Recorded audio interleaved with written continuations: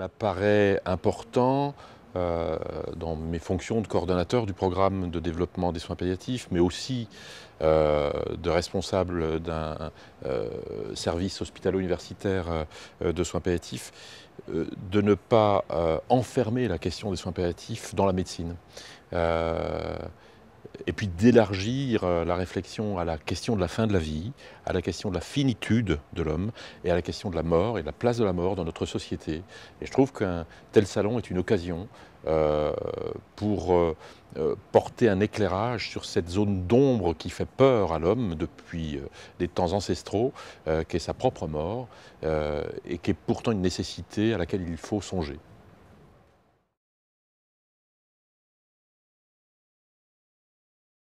Je pense qu'on peut se préparer autant que possible à sa propre finitude, peut-être à sa mort. En tout cas, comme le disait Montaigne, préparer sa mort, c'est penser sa vie.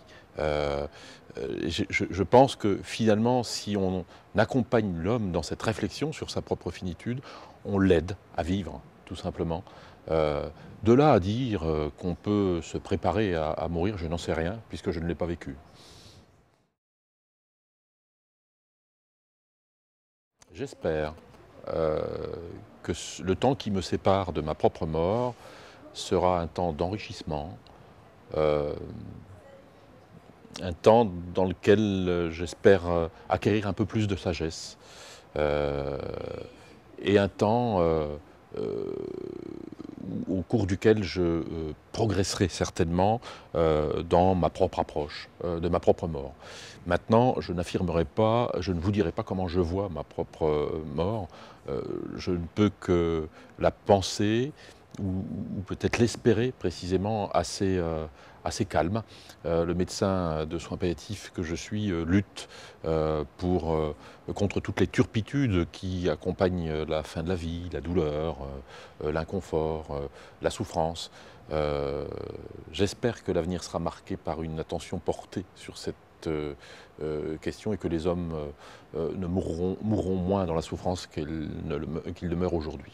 J'aimerais, puisque c'est ce saut dans une perspective dont je ne peux pas être sûr, j'aimerais, que vous me demandez, j'aimerais pouvoir peut-être garder une forme de conscience, parce que ce que je vois dans mon métier, c'est que la conscience, qui est le propre de l'homme, et quand cette conscience lui est donnée jusqu'à sa fin, entre guillemets, lui permet de vivre avec une densité émotionnelle et spirituelle ce temps de la vie qu'est la fin de vie.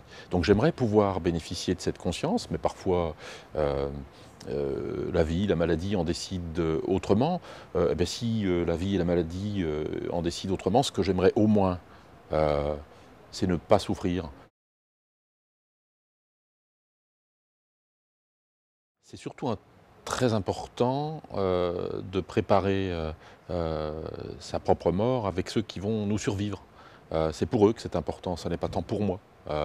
Et donc j'ai besoin de leur en parler, et je le fais avec mes enfants, avec mes proches. De leur en parler et d'essayer de voir ce qui serait important pour eux pour le prévoir avec des professionnels de la mort.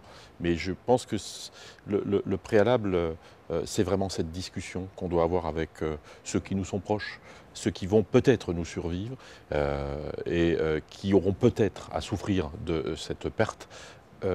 Pour limiter la souffrance, il faut en parler en amont et puis ensuite s'adapter avec des professionnels pour trouver les mesures qui seraient adaptées. Mais pas faire l'inverse. Il n'y a pas de normes autour de tout cela, me semble-t-il.